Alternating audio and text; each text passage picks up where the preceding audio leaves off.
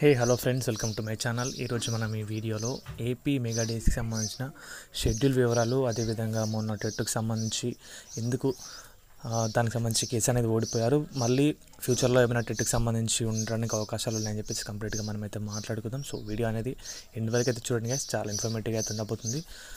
వీడియోలోకి వస్తే కనుక షెడ్యూల్కి సంబంధించి రేపు తప్పకుండా కంప్లీట్గా ఇన్ఫర్మేషన్ అయితే విడుదలవుతుంది. పూర్తి స్థాయిలో షెడ్యూల్ అనేది విడుదలవుతుంది. సో దాని ప్రకారం మీరు అనేది ప్రిపరేషన్ అయితే చేసుకోవచ్చు, ఎగ్జామ్ సంబంధించి కానీ ఇంకా మిగతా ఇంటికి సంబంధించి. యాక్చువల్గా నిన్న సాయంత్రం అయితే రిలీజ్ కావాల్సి ఉండే, బట్ రిలీజ్ అయితే కాలేదు. సో సోమవారం రోజు అవకాశం అయితే ఉంది ఎక్కువ శాతం. సో సోమవారం వరకు అయితే, రేపటి వరకు అయితే అందరూ అయితే వేచి ఉండాలి. మొన్న జరిగిన 23వ తారీఖు జరిగిన కోర్టు హియరింగ్ టెట్కి సంబంధించి మనం మాట్లాడితే కనుక ఆ రోజు ధర్మాసనం అయితే దాన్ని అయితే కొట్టివేయడం జరిగింది. 6 అభ్యర్థులతో కలిసి టెట్కి సంబంధించి పిటిషన్ అయితే వేశారు. అంటే మాకు డిఎస్సిలో మార్క్స్ స్కోర్ కాకపోయినా, అంటే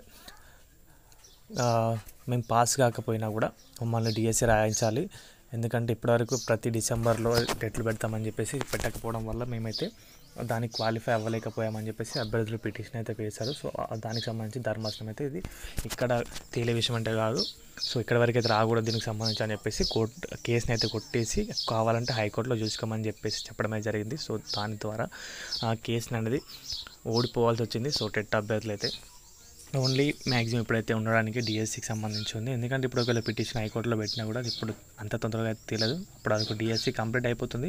సో డిఎస్సి ఆపడానికి ఎలాంటి అవకాశాలు అయితే ఉండవు. అభ్యర్థులు అయితే ఎవరైతే వెయిట్ చేసినారో టెట్ గురించి అయితే, సో వారందరికీ అయితే కొంత నిరాశ అయితే ఎదురొస్తుందని చెప్పొచ్చు. ఎందుకంటే చాలా రోజులు వెయిట్ చేస్తారు. మొన్న ఒకటి ప్రాపర్గా ఒప్పుకోవాల్సిన విషయం ఏంటంటే కనుక 2020 టెట్లో నార్మలైజేషన్ విధానం ద్వారా అభ్యర్థులు.